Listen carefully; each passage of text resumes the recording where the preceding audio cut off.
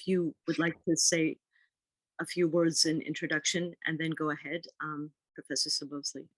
Thank you very much, Professor Fogel. Thanks so much for having me here, and welcome. Thank you all for being here as well. Yes, I'm an assistant professor in the Department of Religion here at Montclair. And my research focuses on martyrs and martyrdom, self-sacrifice, political and religious self-sacrifice throughout history, as well as in a number of different traditions. I've worked mainly in early Christianity, the first 4 centuries or so, but I've also moved to more modern forms of martyrdom, not only in Christianity, but in Islam and in Tibetan Buddhism, Sikhism, and some other traditions as well. But today, we are going to talk a little bit about the Book of Martyrs written by John Foxe. That work okay? Everybody see that PowerPoint? Beautiful, thank you. So I'm going to give you not only a little bit of history about this really important book, this work that came out of England and in many ways formed the core of the English Reformation in the 16th century, but also try to link it to the issue of martyrdom within Christianity specifically and religion more broadly, what it can do, what we mean by the term, and how it serves different strategies towards orthodoxy and developing certain understandings of continuity and lineage. Feel free to raise your hand if you want to stop me at any point. I will try to leave some time at the end for questions and answers for those of you present, but if something does come up, feel free to pop your hand up and let me know. So the book known as the Book of Martyrs, written by John Foxe, this marks its 460th year since publication. It was published in 1563, and I have to apologize because I said 1543 in the flyer, but it was actually 1563, and it was published in March. So here we are on the 460th anniversary of this very important book by John Foxe. Although while it's known as the Book of Martyrs, the official title is the Acts and Monuments of These Latter and Perilous Days, touching matters of the Church, wherein are comprehended and described the great persecutions and horrible troubles that have been wrought and practiced by the Romish prelates, especially in this realm of England and Scotland, from the year of our Lord 1000 until the time now present, gathered and collected according to the true copies and writings certificatory, as well as the parties themselves that suffered, as also out of the bishop's registers, which were the doers thereof, by John Foxe. It is not an uncommon title. They loved the very long titles. You have the frontispiece for the original publication there. So I'm going to shorthand that as the Books of Martyrs. Others have shorthanded it as the Acts and Monuments. But the place of this text within British and more broadly European history has enabled a shorthand that's quite important. John Foxe, the author, was an English preacher. He was a Puritan. He was someone that early on embraced Protestant Christianity. And in the early decades of the 16th century, he was not only a preacher, but someone who was involved in moving forward with this change. And Reformation is a useful term because they didn't intend to supplant, but instead reform the church that already had existed. I'll talk more about the distinction between the Protestant and the Catholic churches. It's an often misunderstood relationship, largely because of this period in history. Foxe fled to exile. He was exiled in 1553 when Mary I took the throne of England. She was known as Bloody Mary, thanks in large part to the remembrance of her persecutions that were jotted down by John Foxe. He covers a whole range of martyrdoms within his text. It initially was meant to cover the most recent 500 years or so. But his overall attempt wasn't simply to recount these deaths and these fairly gruesome deaths that were described at length and accompanied by some pretty horrific woodcuts, some of which you'll see here, and I will continue to drop them throughout the lecture itself.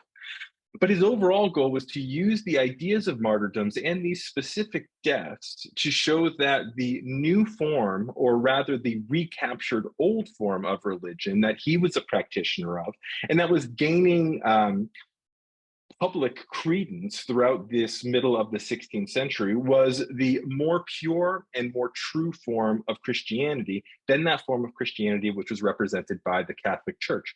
I'll talk a little bit about Martin Luther and the origins of the Protestant Reformation overall, as well as a bit of a timeline of the English Reformation to kind of articulate his position within history. But he used these martyrs as a demonstration of the consistency between religious forms, not just within the 1500s, but reaching all the way to the first century, even to the person of Jesus himself.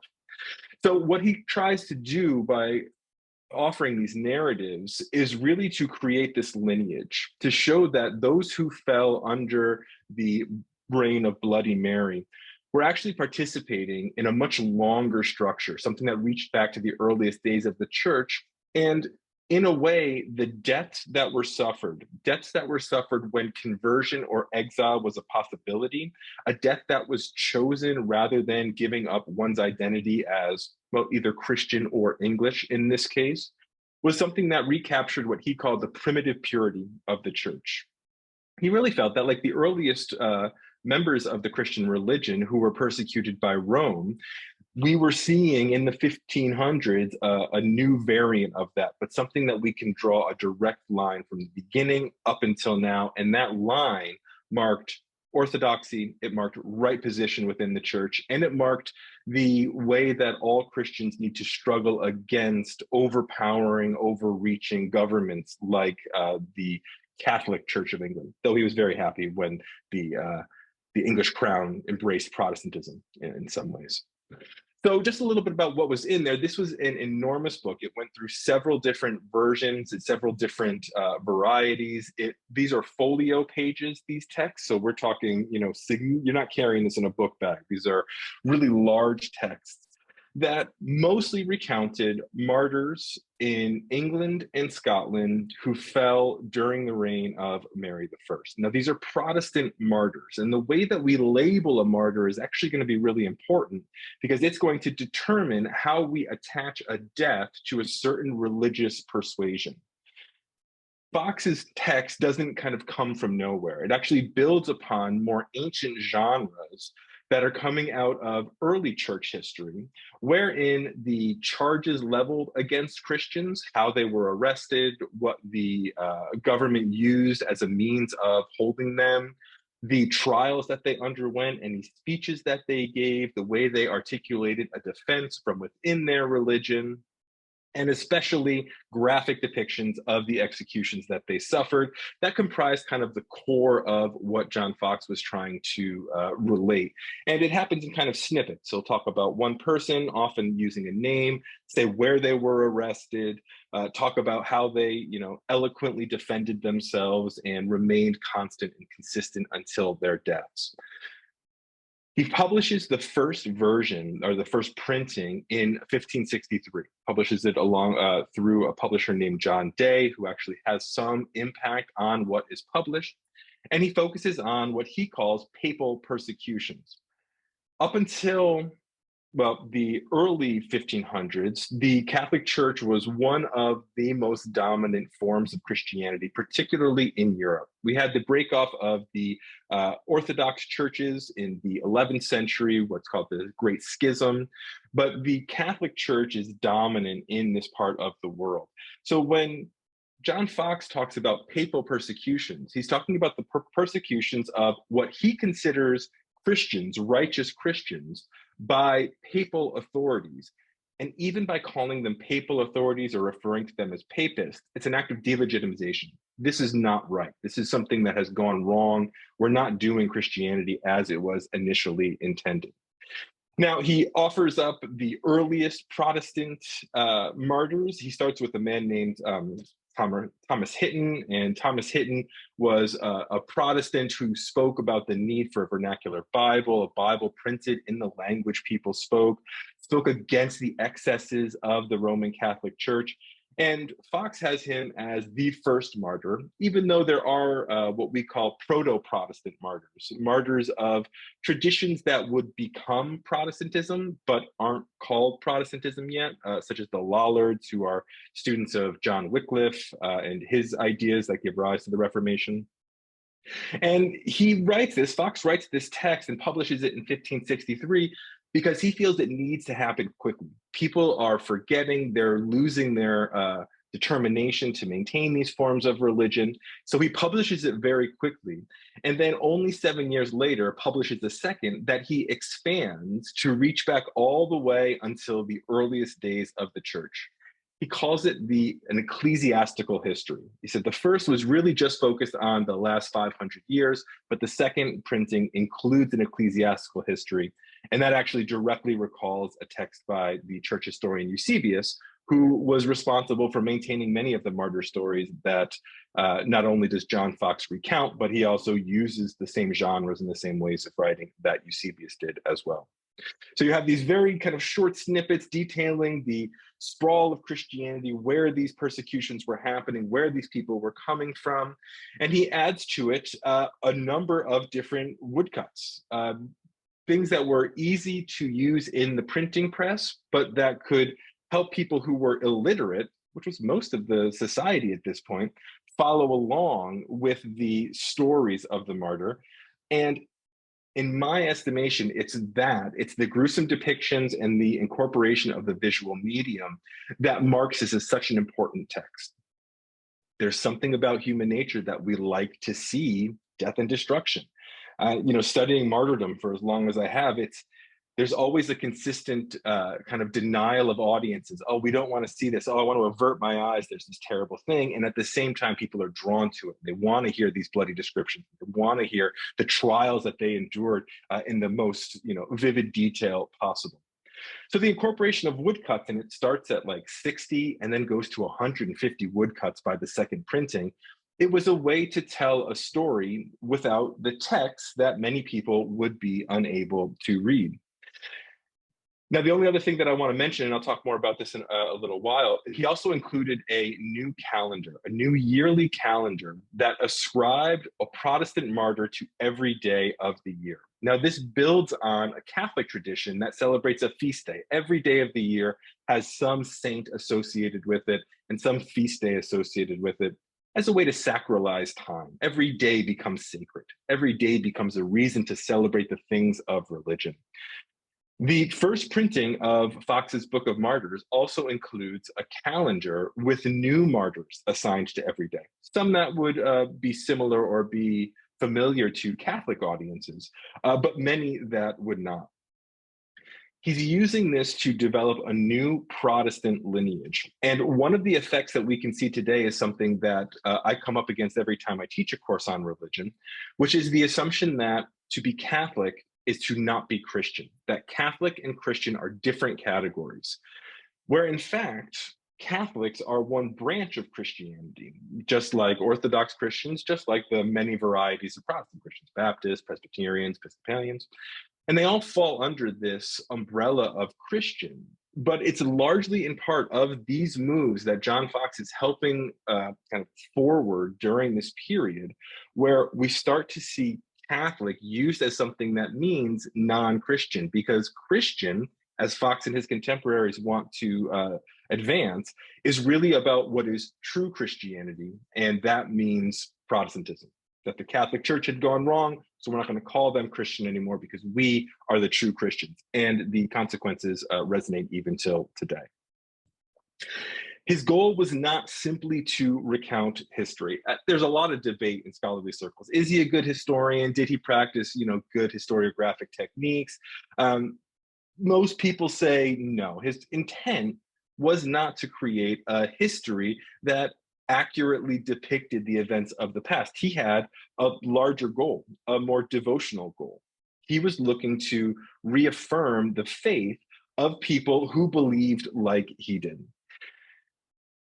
He does seem to skew information, but in many ways, he's a pretty reliable narrator of many of the events that happen. Now, he uses some kind of questionable data and questionable sources, but the text itself does seem to relate things that occurred within England during this period.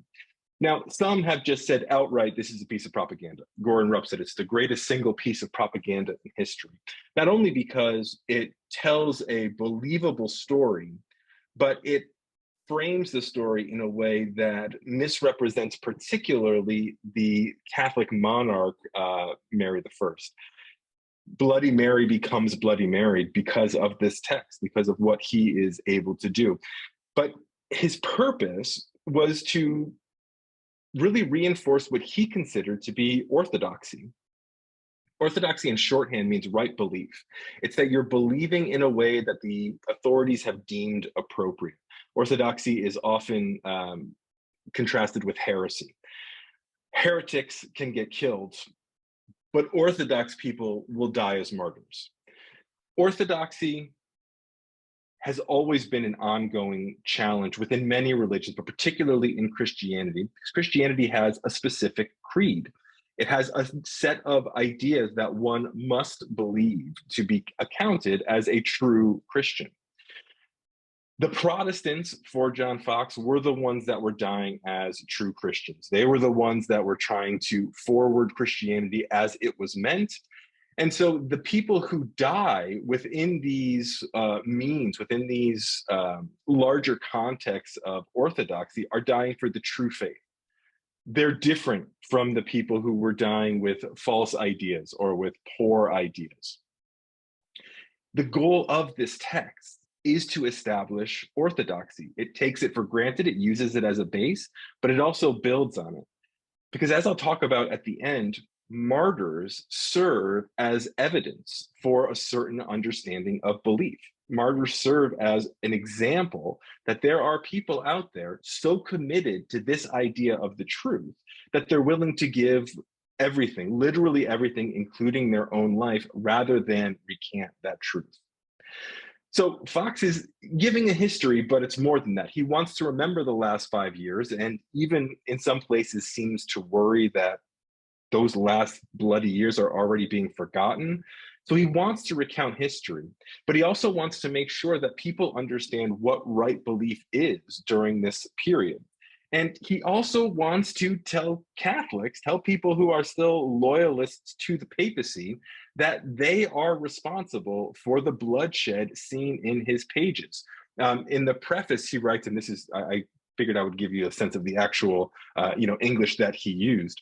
He said, "See and behold, you Catholics, I beseech you here in this story, the pitiful slaughter of your butchery." It's a direct accusation, not just to the papacy, not just to Mary the monarch, but rather every individual Catholic who refuses to adapt to the true religion, the true faith of Protestantism. Your own handiwork, consider the number almost out of number of so many simple lambs of Christ, whose blood you have sought and sucked, whose lives you have vexed, whose bodies you have slain, racked, and tormented. Some also you have cased on dunghills to be devoured of fowls and dogs, without mercy, without measure, without all sense of humanity. It is a direct challenge. This is not just, oh, these things happen and we should remember. This is, if you still hold to this pernicious form of belief, this perverted form of belief, you are as responsible for the deaths of these fine individuals who we will recount as martyrs as those in the highest offices. Now, I'll talk a little bit about how the reception goes. I will briefly say Catholics didn't particularly like that. They were not a fan of being charged in this way, and felt that he was being unfair and forwarding a false sense of testimony. But to understand why the Catholics were being put in this position, I need to briefly touch upon the beginning of the Protestant Reformation, which occurs in Germany with the theologian Martin Luther.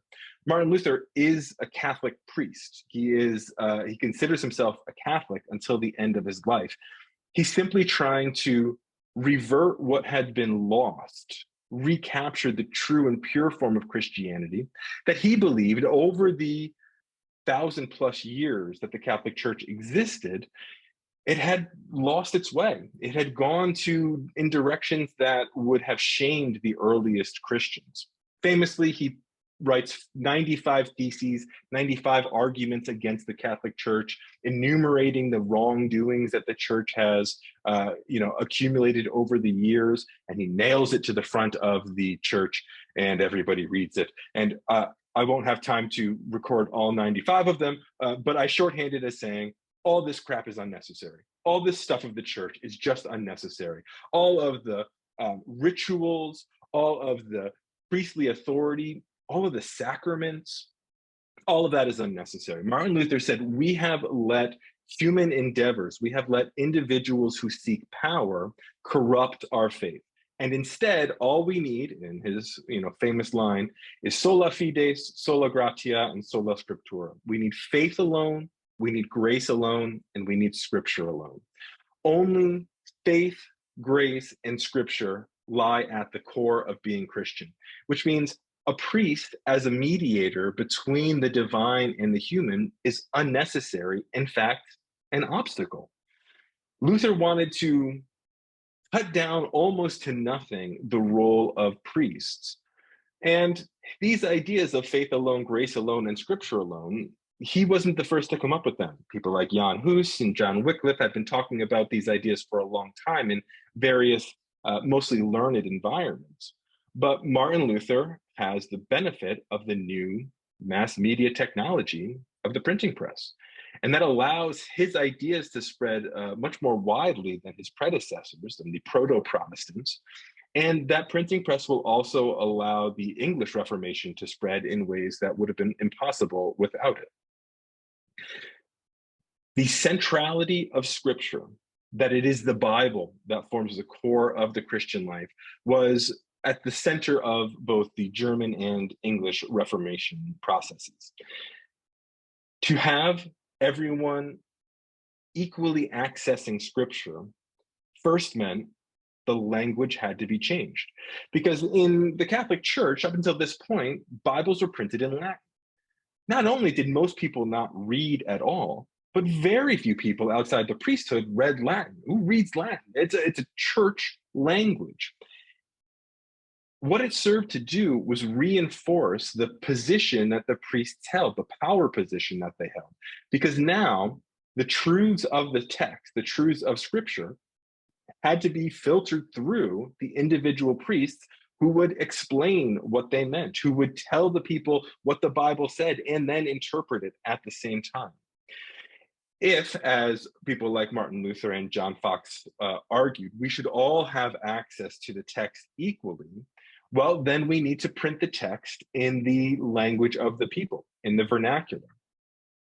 And at the same time, removing the priests from being the central interpretive authority of the text, Martin Luther and John Foxe and the English Reformists said, we also need to get rid of this really highfalutin ritual activity. It's too much, it's unnecessary. And it's also performed in Latin, and no one can understand it. They used to have to ring a bell when they did the mystery of the Eucharist so people would pay attention. They said it was so people would stop their individual prayers, but it was probably also because people were talking and they had no idea what was going on. I don't know what you're saying. So they want to simplify worship. They want to give everyone access to a text, a Bible in their own language. And all of this, both Luther and Foxe thought, would return them to a more pure faith, a faith that had been lost because of the intentional, we don't want to say that these were done with evil intention, but the intent of a certain priestly caste to maintain their dominance, which had ultimately corrupted the faith itself. Martin Luther starts this in the early part of the 16th century, 1517. He nails his 95 Theses up onto the wall of the church. But also, because John Foxe is talking about the English and Scottish particularly, those contexts, I also want to give a brief kind of timeline of the English Reformation. William Tyndale publishes the Vernacular New Testament in 1526. That enables the spread of these Protestant ideas. That allows people to not only have access to this central text, but also to become more acquainted and more comfortable with the kinds of ideas that the reformers were moving on. Now, most people will identify the founding of the Church of England with Henry VIII for good reason. Henry VIII considered himself a Catholic. And Henry VIII had to marry his father's widow. And at a very young age, Henry marries Catherine of Aragon. And there's a whole lot of stories that go about this, but ultimately, Henry wants an annulment from his marriage to Catherine of Aragon because he's unable to have a male heir. No one lives past 2. I think he has a very short-lived son. And he's unable to have another heir. And at the same time, he's falling in love with Anne Boleyn, whom John Foxe articulates as a Protestant reformer herself, someone that supports the evangelization of England and supports the very ideas that he wanted to advance. Henry seeks this annulment, and the Pope Clement VII, says, no, I'm not giving you this annulment.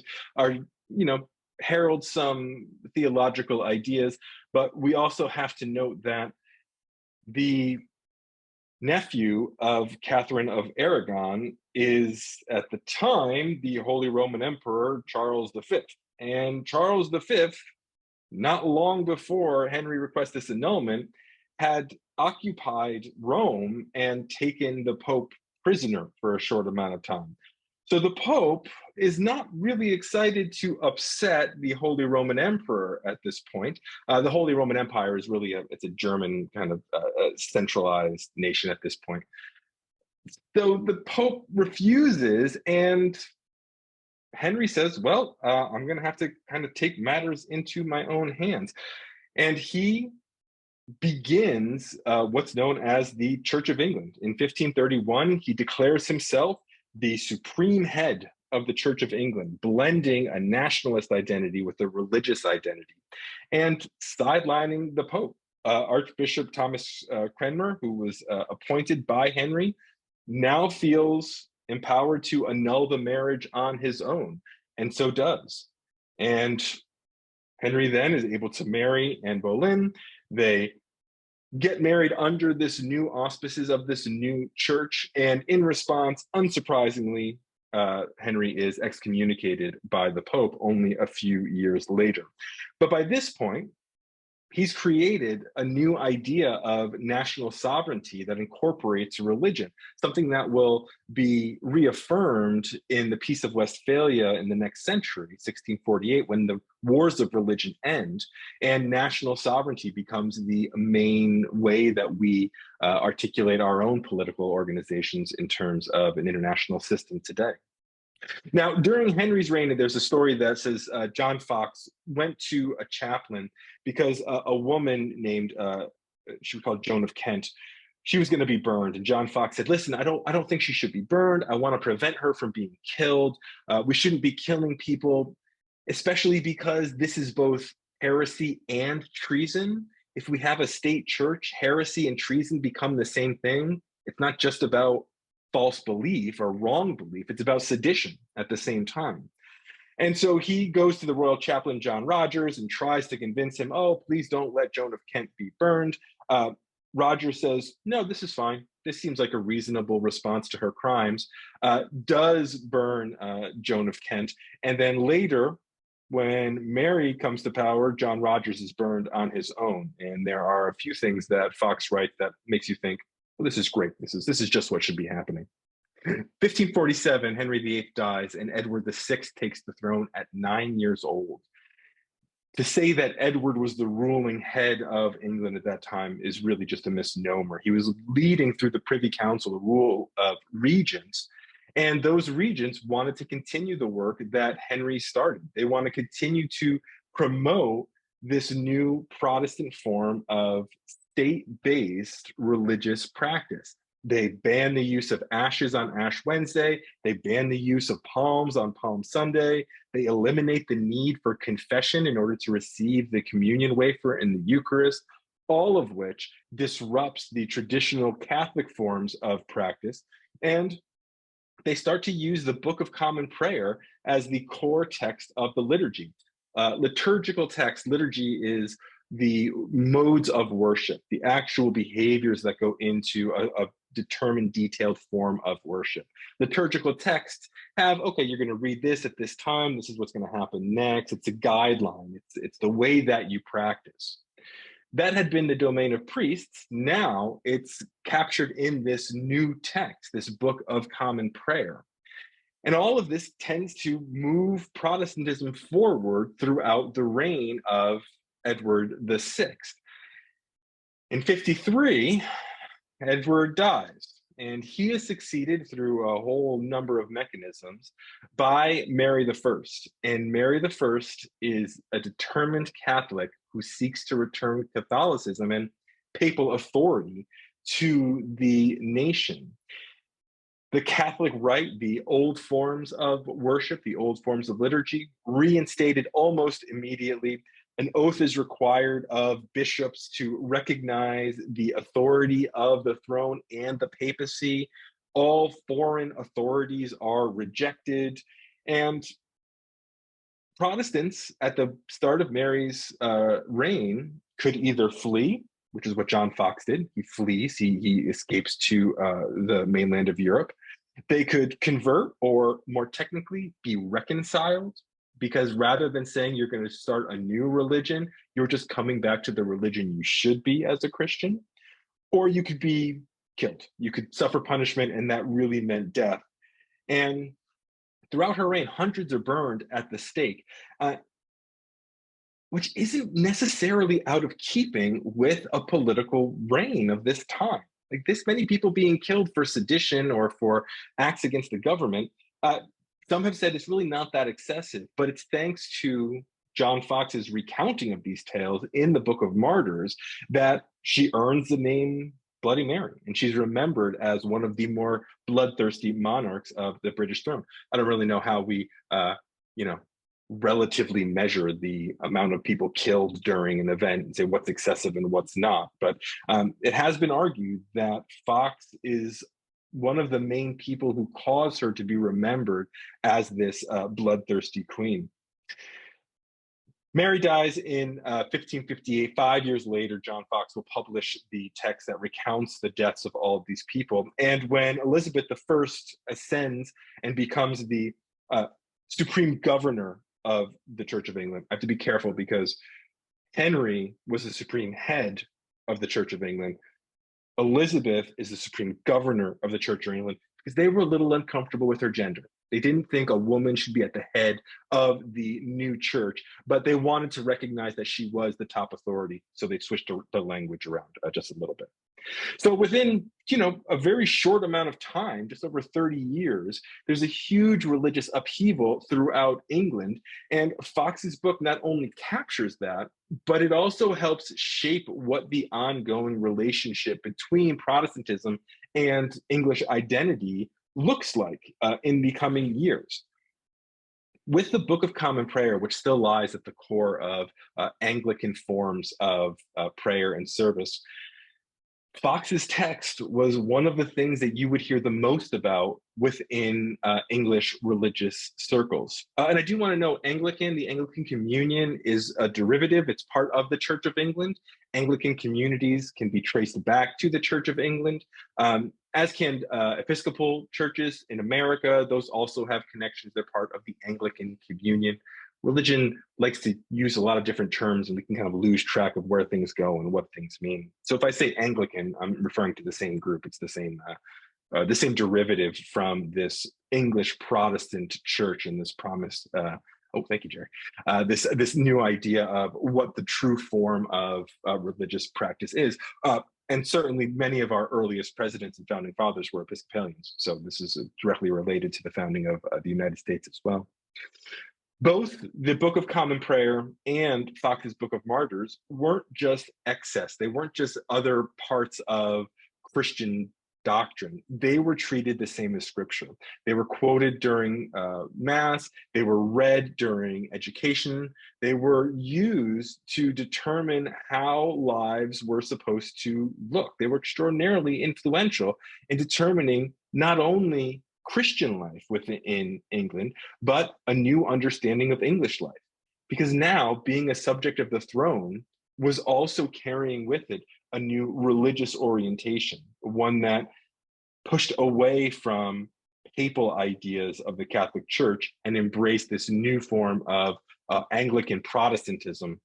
And it got to the point that the British East India Trading Company, when they set up stations around the world to extract and exploit resources of different people everywhere, they would send along John Foxe's Book of Martyrs as part of the basic station supplies to remind those people who they were and what they should be doing and who came before them and what price was paid for their existence as they were.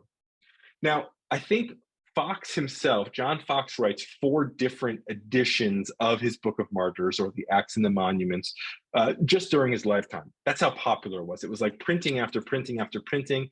He continues to expand. He continues to embellish. More and more kind of framing documentation comes.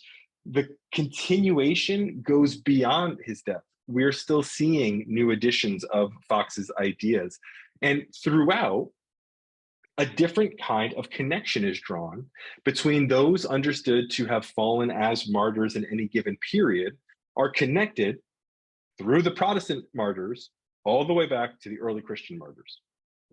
I'll talk more about that in a moment, but I do want to recognize that as impactful as Foxe's book was in kind of creating the imagination of the Marian persecutions, the persecution of Protestants under Mary I, Catholics outright rejected this text. And one of the things they were most upset with is this calendar. I've given you a little picture of the calendar.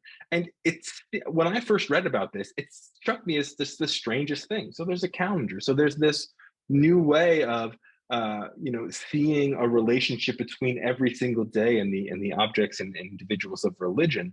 But it was something that contemporary Catholic opponents of Foxe's book continually referred to.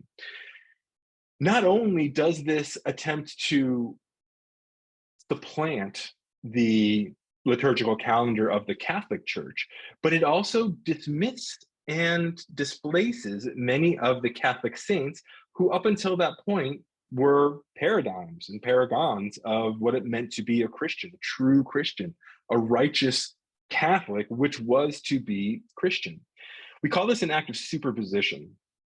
Superposition is when a religion uses a model taken from an earlier form of religion and makes it their own. Rather than starting completely new, bringing up new ways of worshiping, let's just use what was already there, supplant it with our own ideas, and then we can make people more comfortable because they're familiar with it. People are familiar with associating every single day with a saint. So let's use our saint. It might enable an easier conversion or an easier switch.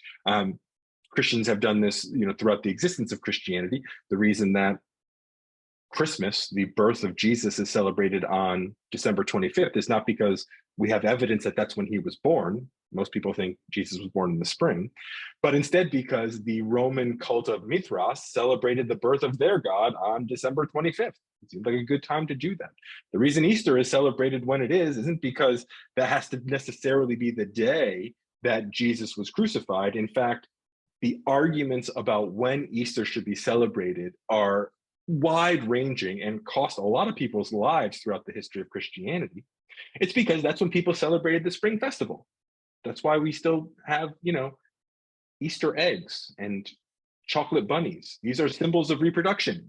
There's no chocolate bunnies in the Bible. This is something different.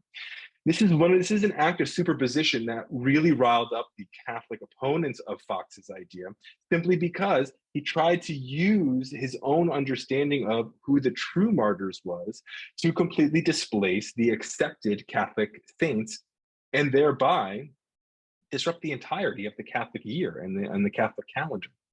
Thomas Harding has one of my favorite responses to Foxe's Books of Martyrs when he says, "You've recounted a huge dunghill of your own stinking martyrs," building back to when Foxe in his preface said, "You have created this dunghill." There's just dunghills being thrown back and forth as like the main way of articulating stances against this text. So Foxe's book does serve to permanently reorganize these ideas. Yeah, Jerry, please. I was wondering, I mean, superposition, it sounds like,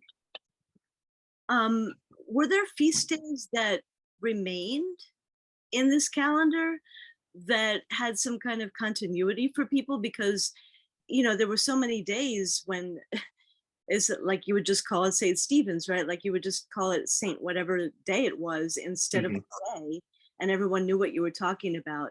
How much of that was retained? I don't know if I can give you a percentage, but yes, you're absolutely right that some of, particularly some of the feasts of martyrs were retained in the calendar, especially in later editions. There was kind of a sense that they wanted to redo the entirety of it, but not only is it easier if you included some of the common days that would have been recognizable, but it also helps show a continuity between those old martyrs and these new martyrs. So some of them, some of what might have been seen as the most recognizable at the time were maintained, but there were so many that were new, and especially early on. And I should also mention, it's likely that this calendar wasn't John Foxe's idea. He even kind of rails against it for this reason. He says, we don't want to lose all these really good people that came before. Many people think it was actually John Day, the publisher, who put this in because he wanted to give new editions. It's a good way to, it's like an almanac. He even called it like the Almanac of Saints for the next 10 years. So some were remained, but many were changed. And the ones that were retained only were retained to show continuity between them and this new form of religion. So yeah, it's a bit of a both and, but it was significantly different enough that people went crazy. People were really upset about it. Yeah, David, I see your hand up. David? We can't hear you if you're talking.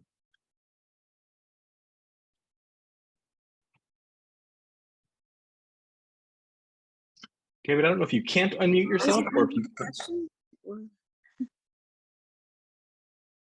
Yeah, I don't know if the mute is not coming up. Typing in the chat, David, because we can't see. I was going to say. Because he can't unmute. Okay, yeah, so just type in the chat for us. Dr. Timoni and I on the same page. I was thinking the same thing. Thank you. Yeah, and I'll take a look when you're done typing, David. I do want to point out that this is something that's fairly common in the history of Christianity. This idea of martyrdom as determining what is right belief and therefore using martyrs as models for Christian behavior does go back until the very foundings of Christianity. The persecution narrative of Christianity, that Christians will always be persecuted, has been continuous and is continuous until today. If you search for Christian persecution right now, you'll be brought to a number of different websites where in different places around the world, Christians are still being persecuted, and they're directly related all the way back to the command that Jesus said, all of my who want to be followers, you must take up your cross and follow me. I've given you some scriptural references there. It's a command that is in all four Gospels, which isn't always common. Biblical scholars will tell you that there's a lot of differences between those, but that is a pretty consistent formulation. Superposition is a term used in physics describing the combination of multiple matter waves. Yeah, the term itself for me comes from Martin Riesbro, who was a religious studies scholar. I imagine he's trying to think of it in these terms. I imagine he's also thinking in superimposition, and but I don't know if that's exactly what he meant. And I'm sure, David, you and I can go on at length as we do about the relationship between these ideas. But it was meant to coalesce two different ideas and make it more feasible or palatable for people who had a very different idea, but were still flexible enough to kind of change their mind about what they believed in any case. So when Foxe is writing about these Protestant martyrs, he's tapping into something that goes back to the very foundings of Christianity. As part of the earliest martyr stories, those that were collected by Eusebius, there's this doctrine that forms known as imitatio Christi. And imitatio Christi is one should not only live their life, but die the death as modeled by Jesus. It takes this command fairly seriously. Take up your cross and follow me, those of you who want to follow me. And imitatio Christi said we should endeavor to be like Christ in all of our actions, including our deaths. In the 4th century, after Christianity becomes the religion of the Roman Empire, there's a lot of discussion about people who want to die the martyr's death because it is the death of perfection. It demonstrates the perfection of their belief. But because the power structures were now supporting Christianity, they didn't really have the option to die as martyrs. And this is actually where we get Christian monasticism. This was a form of ascesis that would kind of mimic martyrdom. They called it white martyrdom instead of the red martyrdom of blood. So this is a common thread throughout Christian history. And Foxe does what the earliest Christians did with these martyr stories. They channel a lineage. These martyrs of the 1500s are doing the same thing and are of the same line as those who died in the 1st and 2nd century, as those like Stephen, the first martyr, and maybe even Jesus, who there's a large debate about whether Jesus was a martyr, in large part because if martyrs follow imitatio Christi, well, you can't mimic yourself. You can't follow yourself. Foxe in his preface said, if martyrs are to be compared with martyrs, I see no cause why the martyrs of our time deserves not as great commendation as the others in the primitive church. He's intentionally trying to place Protestant martyrs on a line that says this is the one church. These are still members of that same church that have existed since the founding of this religion itself. It asserts a continuation and a consistency. Not only are we in the same lines, but our beliefs are consistent with the beliefs of the earliest Christians. It's an imagination of what early Christianity looked like. That's not to say that there weren't Christians that thought in the same ways as Protestants did. But ever since the Nicene Creed in the 5th century determines that there is one holy and apostolic church, Christians following have vied to be seen as members and representatives of that one single holy church. Arguing for orthodoxy, separating it from the heretical trends, is amplified if you can point to people who held these truths to the point that they embraced their own death, and in doing so, followed the model of Jesus himself. So that continuity and that consistency of belief is one of the driving factors that led to the perspective that these Protestant Christians who fell are of the same ilk as those earliest primitive Christians. That language of primitive church is kind of uncomfortable, but has been very popular over time. And those were collected in the ecclesiastical history of Eusebius, which John Foxe explicitly mentions and builds upon. Eusebius writes this in the 5th century, and it tells the story of Christianity to that point. And the first 4 centuries of Christianity were violent, and they were bloody, and they were riddled with heresy and execution and battles. Eusebius focuses heavily on martyrdom, talks a lot about martyrs, and he recounts and really captures, he probably kind of correlates a number of different texts about martyrs that were already existing. And it gives rise to what's known as the acta martyrum genre. Many of these stories of martyrs were trial transcripts. Here's what they said, here's what the prelate said, here's what they said after that, and here's how they died and nothing more. There are other more developed tales. But the stories of the martyrs were almost focused on the trials because it was within the trials that they articulated their position, their stance as Christians. Polycarp's one of the most famous early Christian martyrs, and he is told to sacrifice to the emperor or die. Like, that's it. That's all you have to do. And throughout the tales of martyrs, there's this sense as though it's really not a big deal. Like, burn a little incense and you'll be fine and you'll be able to live. But doing so, Polycarp and others thought, would transgress against the Christian truth. And so when they say, are you going to sacrifice to the emperor, Polycarp? Are you going to do this required thing? He replies, you pretend not to know who I am, so I will tell you plainly, Christianus sum, I am a Christian. This becomes the slogan of Christian martyrs in the early centuries. I am Christian, that's all you need to know. But it's not. It's not all you need to know. There's a lot more you need to know. What does that mean? How do you understand your relationship to God? How do you interpret the divinity of Jesus? There's so much within there, but this cuts through all that. You don't need to know any of that. All you need to know is, I'm a Christian. And for his pains, Polycarp gets burned alive, just like those under the Marian persecutions. Although Polycarp does not die when he's burned. Instead, a wonderful aroma like baking bread issues from his body. And then they stab him, and such a glut of blood comes out that it actually puts out the flames. And then Polycarp gives up his ghost and finally, leaves this world. These stories were meant to show that the true faith is the faith that martyrs are willing to die for, that their death shows this is the true faith, because you wouldn't call people who died focused on heretical beliefs or professing heretical beliefs, you wouldn't call them martyrs. And this is kind of where I want to end.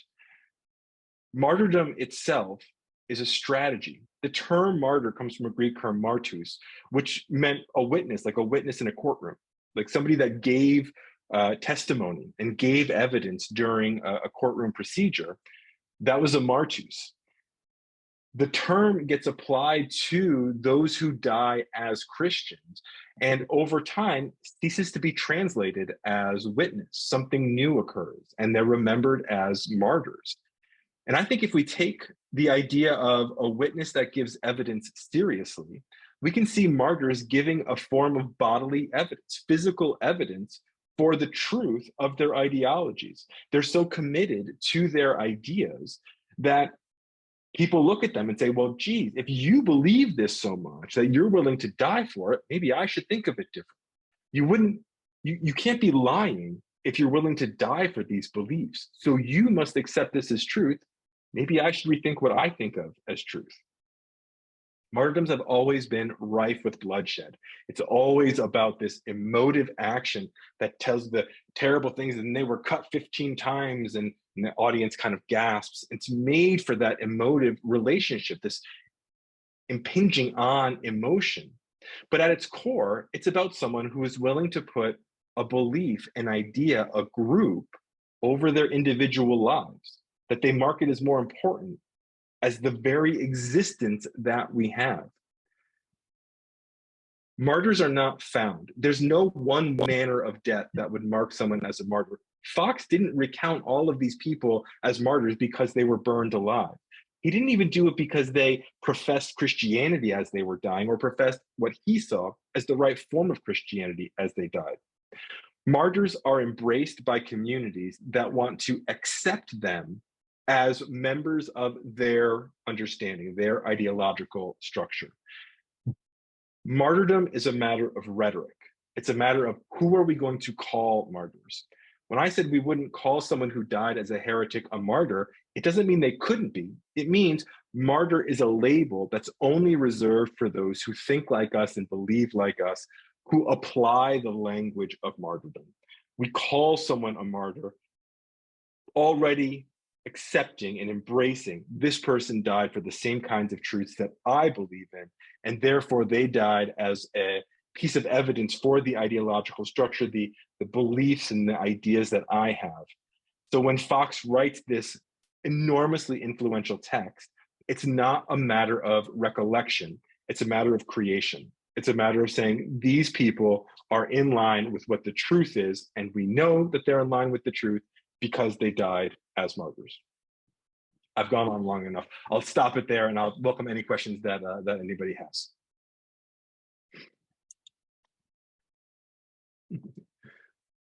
All right, we got some questions. Let's see. Brian, I saw your hand go up first. Hi, John. Just an interesting comment.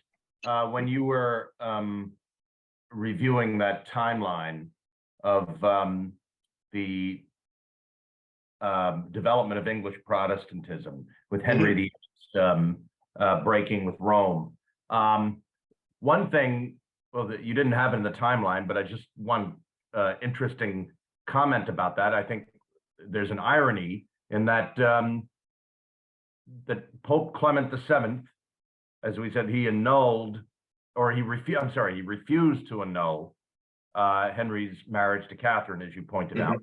But he was the same Pope who had 10 years earlier conferred on Henry the title of Defender of the Faith, because of the fact that Henry had written a very actually well-reasoned treatise that condemned Luther's doctrine, and he referred to, Henry himself referred to Luther as a heretic. That was in 1521, and here now 10 years later, I mean, as I say, and Clement VII was grateful and conferred on Henry that title, and now 10 years later, oh, how the tables had turned.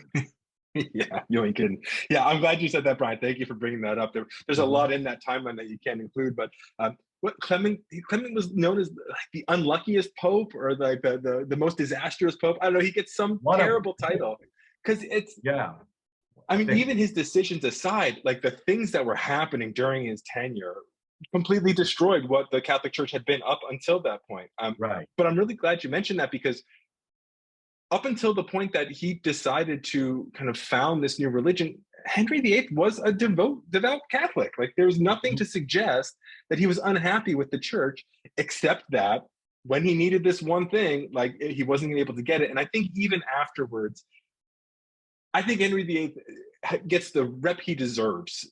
But in terms of religion, there's a misunderstanding or a misconception that he was eager to push away the papacy. And I don't think that was the case going by these other writings. I think it's more complicated than that. So I'm really glad you brought that up. Yeah. And if I can just, I'm sorry, if I can just add one brief follow-up. Sure.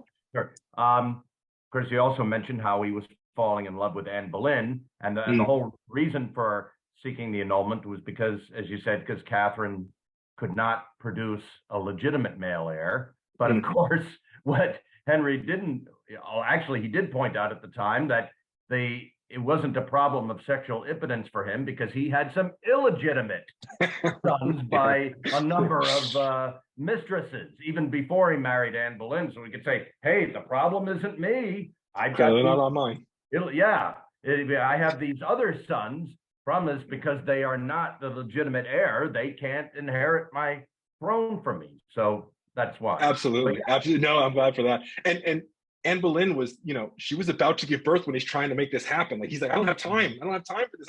I need a male heir. And if I have one more child out of wedlock, it's really not going to quite help. So yeah, you're absolutely right about that. Yeah. Awesome. Thank you so much. I really appreciate those, Brian. No, that's fine. For sure. I see Seraphine has her hand up as well. Seraphine. Yes, sorry. I couldn't put the camera on in the beginning. Sorry. No worries. Okay, so I'm sorry to take you back to maybe the very beginning. You mentioned that Martin Luther is Catholic.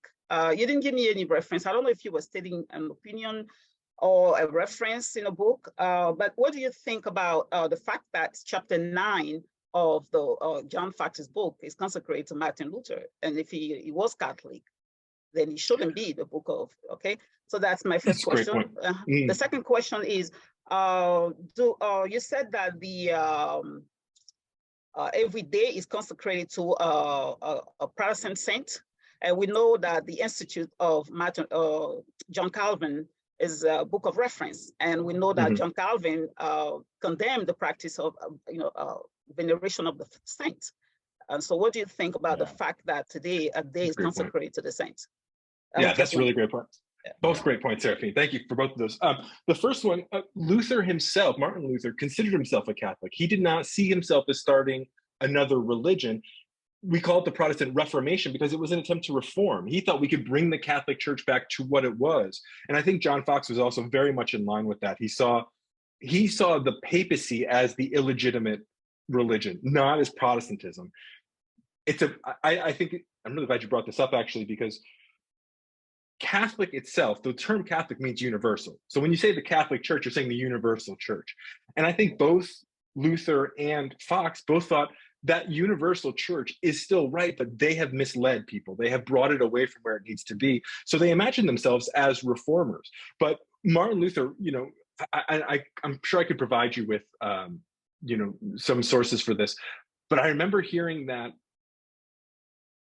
and this is probably just one of my professors kind of articulating it in this way, but saying that he would have been horrified to find that he started his own religion. That was not his goal. He wouldn't have wanted to take away or start something new.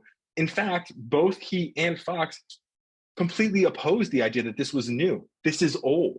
This is the primitive church. This is the original church. This is what it meant all the way back in the day. And so I think they're both similar in that they imagined Reformation rather than innovation, that they were starting something new. They were recapturing rather than bridging. And I think that's why the martyrs were so important for John Foxe, because they showed this is continuous, right? This is a continuity with the past, and therefore we're just recapturing. We're not innovating or changing. Calvin's an interesting question. It's not one that I've considered before. The calendar that appears in Foxe's book, again, it appears in Foxe's book. It was likely a product of John Day, the publisher. But how that lines up with Calvinist ideas that go against that kind of sanctification or that kind of practice, my guess would be, and this is really just a guess, my guess would be that, you know, everyone has a different relationship to the way they think they should practice their religion. And Day and Foxe may have been like, you know, I'm not so opposed as Calvin was. Calvin had some extreme tendencies in some ways. He was very fierce about what he thought was right. And it wouldn't surprise me, you know, Reformation's, it's not singular, it's not monolithic, but they might have been like, yeah, great, Calvin, you're doing great, but like, I think we can do this, and I think this might be more meaningful. Although I tell you, a letter exchange between them kind of going at this, I would read that in a heartbeat. But it's a really good point. It's a really good point to remember that, like, none of this is singular. None of this is one direction. And one of the reasons I think Foxe's book is so important is because it shows that strategy, right? That strategy to engage the past in the present. But if we lose the multiplicity of forms, then we're going to err just as easily as they did. So I'm really glad you brought that up, Sarah. Thank you. Thank you. Yeah, my pleasure. Is that Minji with her hand up? Dr. Lee, what can I do for you? Okay, thank you for bringing fascinating example. I deal with the Catholic martyrs, but not Protestant martyrs, so it's kind of fascinating just to get to know them.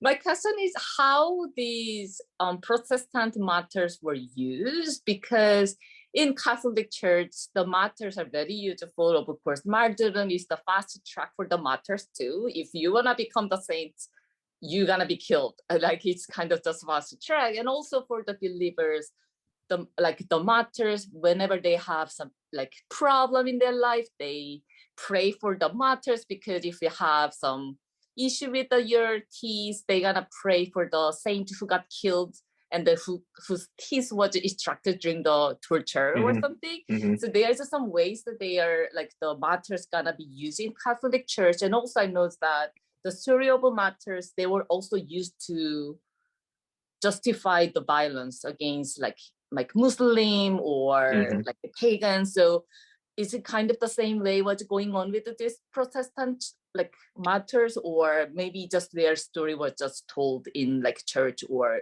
just read in the book? Yeah, awesome series of questions. I think I have 3 answers for you, and I'm going to try to work backwards. Yes, I do think while the time that Foxe publishes his book, the Marian persecutions were over. They've been over for 5 years. There's still a lot of strife. There's still a lot of interreligious discomfort going on in England and Scotland and Wales and Ireland at this time. So there's still a lot of discomfort that I think these martyr stories were used to, you know, kind of bolster determination and to bolster passion. And so I think that is largely, they were used for that same idea, in the same way that it would enable violence against other groups. I think even though the specific conflict that created those Protestant martyrs had ended, there was still some sense that, like, as the dribs and drabs continued, let's make sure that we're doing what we should and we should be opposing.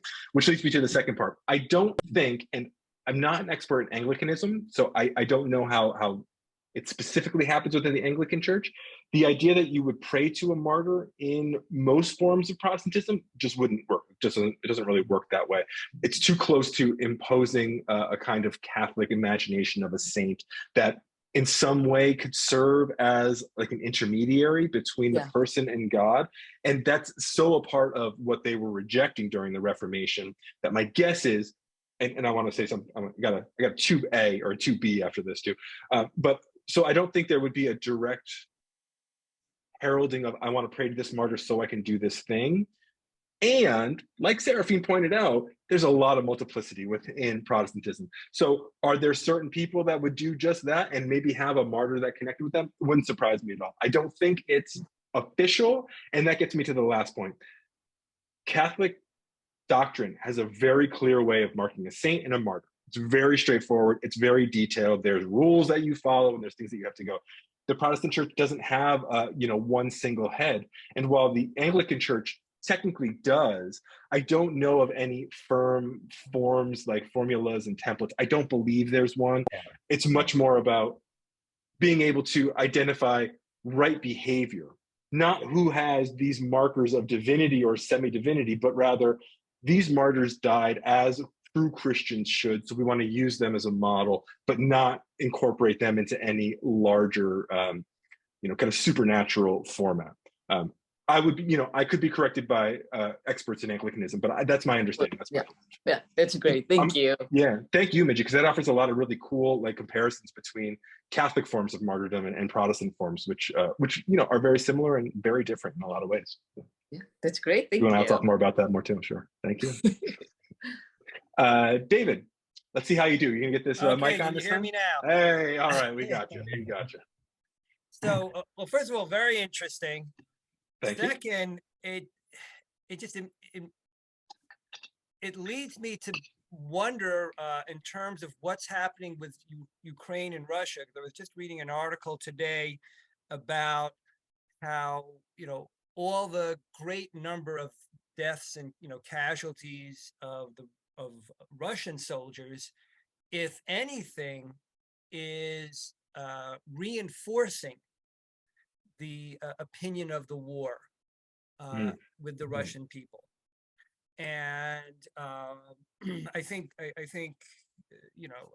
Putin is invoking religious elements, Sure, right? That in some sense, they're being martyrs. And I was wondering if you could, maybe go in more deeply, if you can, in terms of the human psychology of martyrdom. Like, do we have a reason to believe that if nobody respected martyrs, that people wouldn't choose to be martyrs? Okay, let's see. The war in Ukraine has religious aspects. In fact, Kiev is a central place for the Russian and Ukrainian Orthodox Church. There's a lot of there's a lot of religious elements going on. What's echoing in my mind is your question: if nobody respected martyrs, would people want to follow martyrs? It's something that I've thought a lot about, because I have written and read and studied martyrdom more than most people. And what a lot of people will ask me is, well, is it good? Is martyrdom good? And I'm kind of, no, I don't think it is good. I don't think it is a benefit. I don't think there's a possibility that one would not respect their own martyrs, because if they didn't respect them, they wouldn't call them martyrs.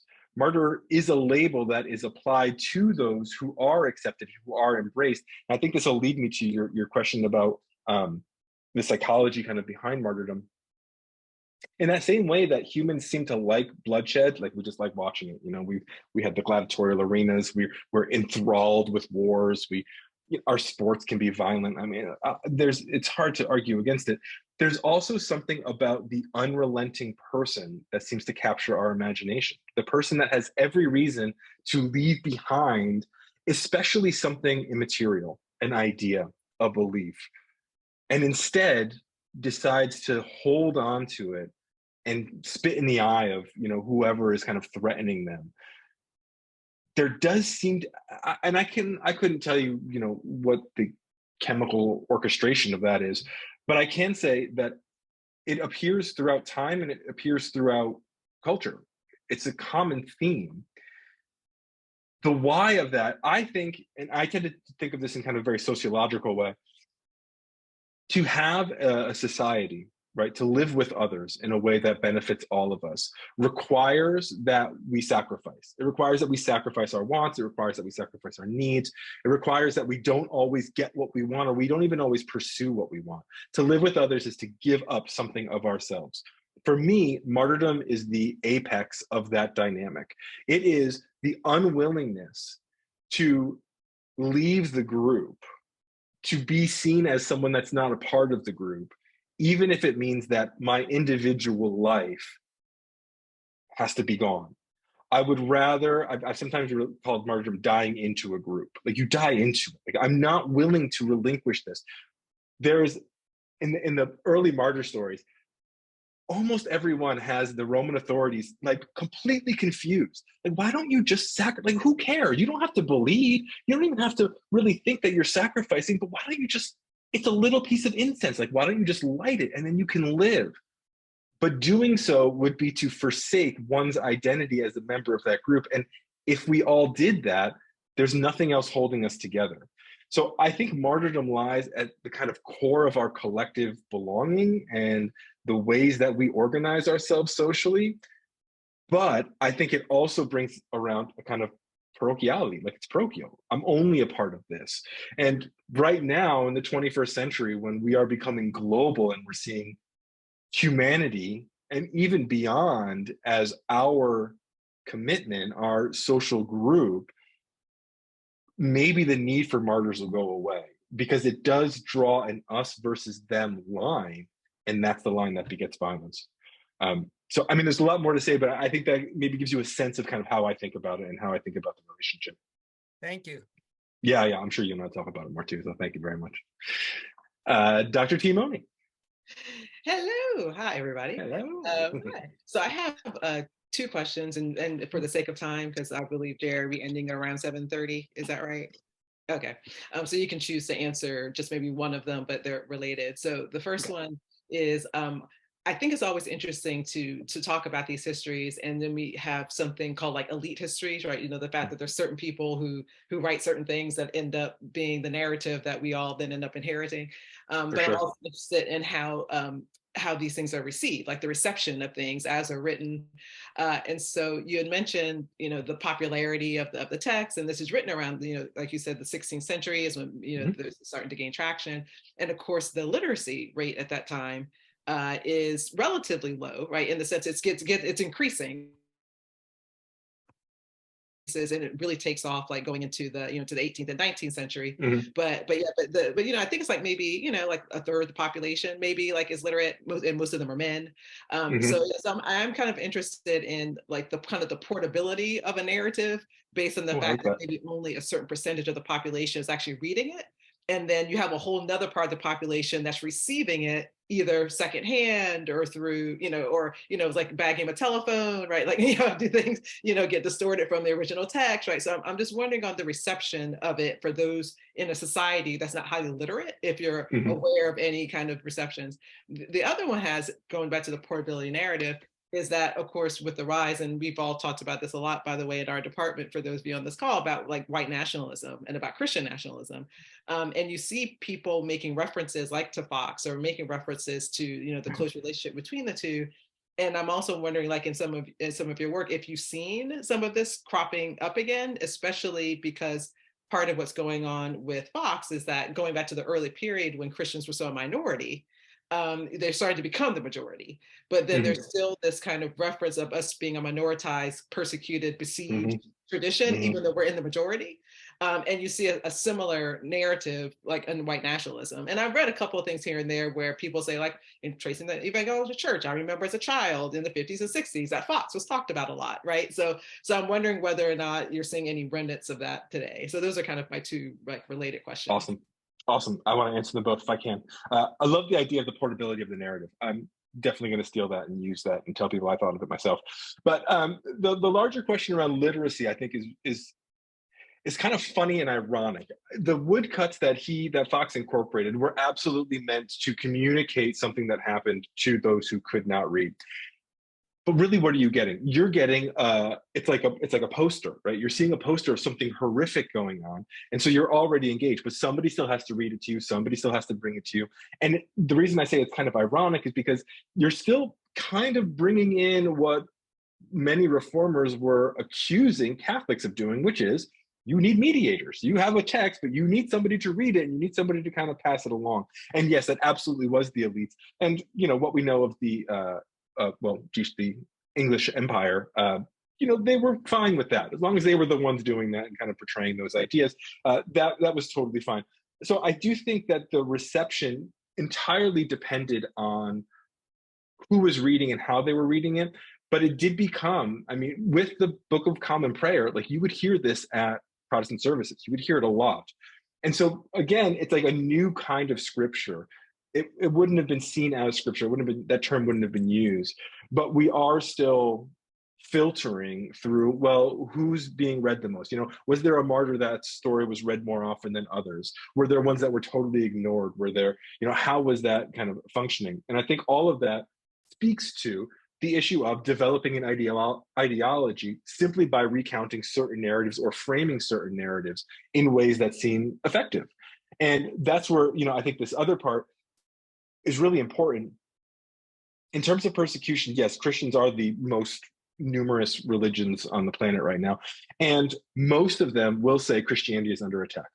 In many circles, there's still a sense of an ongoing persecution that explicitly connects in many ways to Foxe's work, if we're talking about Protestant Christianity, but certainly back to the earliest Christians in the you know, first, second, third century Christians. In terms of modern politics in the United States right now, I will say the language of martyrdom was used around Ashley Babbitt, who was the woman who was shot and killed during the January 6th insurrection of 2021. And she was very quickly embraced by many of the white Christian nationalist groups that participated in that event as a martyr, as someone who fell as a martyr. Now, briefly, I will say, usually martyrdom is understood to have a choice. You choose to die when you could have chosen to live. There was a really famous, the name just went out of my head, a well-known rabbi speaking on the Shoah, on the Holocaust, said we can't count them as martyrs because they didn't have a choice. They weren't killed for something that they embraced and wouldn't let go of. They were killed for who they were. It's a really interesting kind of parallel there. But in these mostly Protestant Christian organizations that are parts of white Christian nationalism, the language is used for the same reason, to show that here it is, once again, Christianity being persecuted, and you know what happens when Christians are persecuted, they remain, they hold true, and that demonstrates their commitment to the true faith. So yeah, there's a lot more we can say about that, but hopefully that gives you a sense of that was a great response. Thanks. Thank you for the question. Thanks for the question. Seraphine. Oh, I'm sorry. I didn't. That's just a high five. I You just didn't high realize. five me on the screen. You didn't lower from before? I give you a thumb up. I give you a thumb up. I didn't mean to. But I was thinking No about worries. that question earlier. If we situate our topic in the 16th century, I think the definition of a martyr will be different from today. Right? Today we see that sometimes it's not really a conviction. It's probably an uncontrolled passion, I'll say. But in the 16th century, there was actually a selfless way to confess and profess their faith. So they were ready to endure anything, to stand for the God that they adored and that they wanted to worship. So I think if we change this the period, we can see there's a difference in the way we should see. That's my opinion. I don't know if you. That's great. That's a great off the cuff point too, Seraphine. You weren't even ready to say that, and then boom, you just threw that out there. That's fantastic. I do think how we define it is really important. Yeah. You know, how we define what a martyr is will vary, and it will change, and it'll always build on what came before. So while, yes, they might have had a different idea, what I would say is they probably had a different understanding of what a martyr would look like. Like, how do you do martyrdom in a way that it's recognized as martyrdom? But that's also malleable, because the next person who wants to embrace a martyr can say, oh, well, this person did it differently, and so we have something new. I spent a lot of time on how do we define martyr, and so I went back to witness because I think it's quite useful. But a linguist that I've read said, what a martyr is ultimately is someone saying someone died and it was special, and like that's it. It's a special death. It's a way of dying and talking about dying. And once we accept that as the core, it opens up a lot of multiplicity and a lot of diversity within that term. So another great point, and I'm glad you brought up.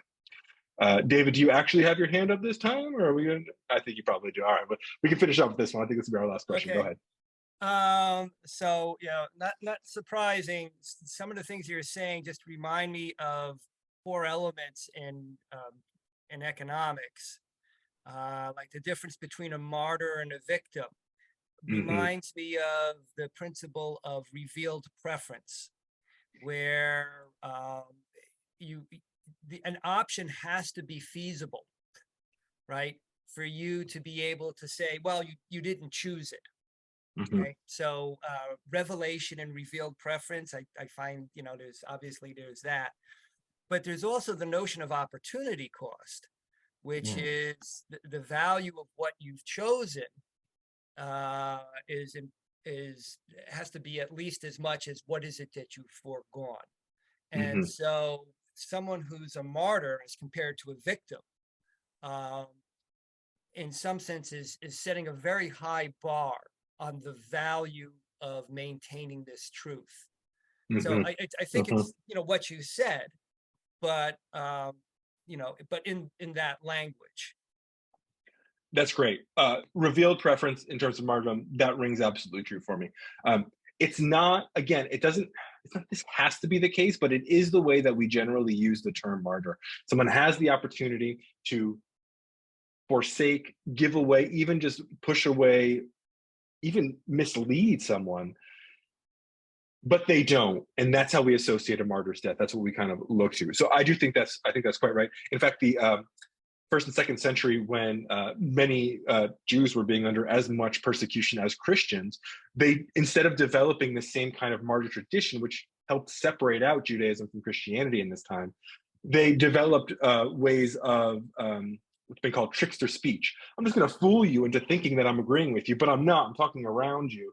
And then I can save my life, because that's, the most important thing is to save my life, without having to say directly, like, I'm giving this kind of thing up. So I'm all on board with that, unsurprisingly.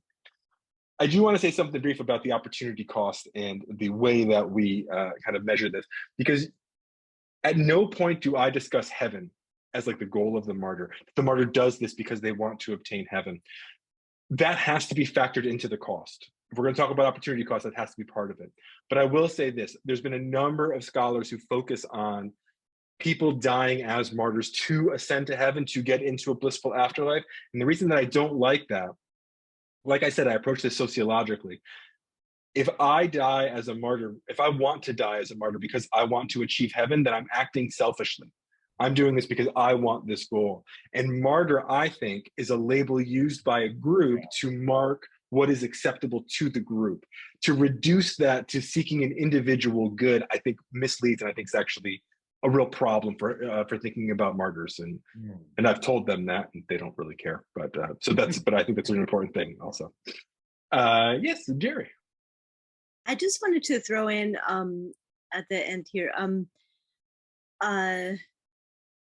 something that was striking me, because you had mentioned Joan of Arc before, but there in the Catholic Church, there had been a kind of process.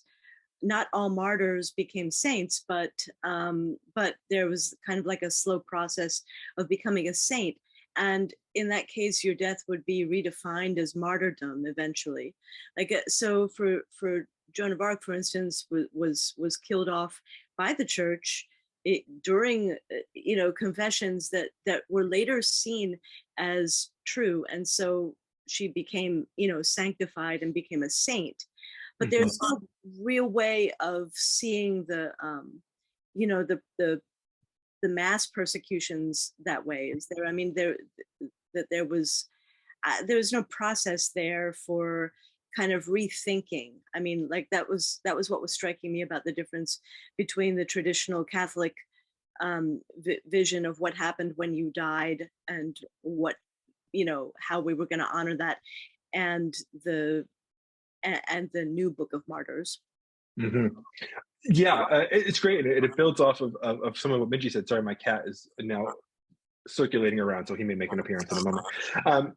Yeah, the lack of direct methods, I think you said it really well, because things change over time, right? What wasn't seen as true at one point can become true. The Protestant forms didn't really have as explicit a way of determining, though I will say, when we think of mass persecutions and we think of that faceless organization, we don't have the kind of stories of martyrs that we would like, because stories of martyrs are individual. We want to hear about the person, the actual individual that did these things and that held to these things. What can and can't be construed as martyrdom can change on a dime. And you're right that, you know, in the Catholic Church, like, okay, you have a better chance of becoming a saint if you were a martyr, but it's not a surefire thing. And there are strict requirements that go into it. Speaking generally, the only thing that's required to becoming a martyr is having a group say, that person died for us. That person died in some way that advances our goals, social, ideological, or religious. Something is happening in that death. That person was able to speak to the thing that we use to define ourselves. And as long as we define ourselves in that way, we're going to embrace that person as a martyr. But if that changes in the coming centuries, and there's absolutely been cases of that, well, then that term won't be used anymore, or they'll say it was misapplied. Same goes for heretics. You know, there are people that were heretics, and, you know, I talk about Tertullian in some of my classes, and my students are like, that all makes perfect sense. And I say, yeah, but he was killed as a heretic. So, you know, those things change over time too. Martyr seems to have less direct rules about when it can be implied. And when I look comparatively across cultures and across time, that's the only consistency. I see this person is dying for something that I also am, and I want to mark that by using that kind of term in the label. Great questions. Geez, that was fun. I want to do this all day. Thank you so much. Oh, Brian, did you have a since you brought up Joan of Arc, well, I'm not sure he's entirely relevant to this schema that we're describing, but Thomas à Becket, all right, the Archbishop. Now, of course, he was murdered in the cathedral because he had become a political enemy of Henry II, and then Henry, I'd say, will no one rid me of this meddlesome priest? And his barons then go to the cathedral and bash in Thomas's skull, and so Henry, to absolve his conscience, appeals to the Pope to have Thomas à Becket proclaimed a saint, and he is. So, can we regard Thomas à Becket as a martyr in any sense? Because I see the distinction between saint and martyr, but I'm sorry. Yeah. No.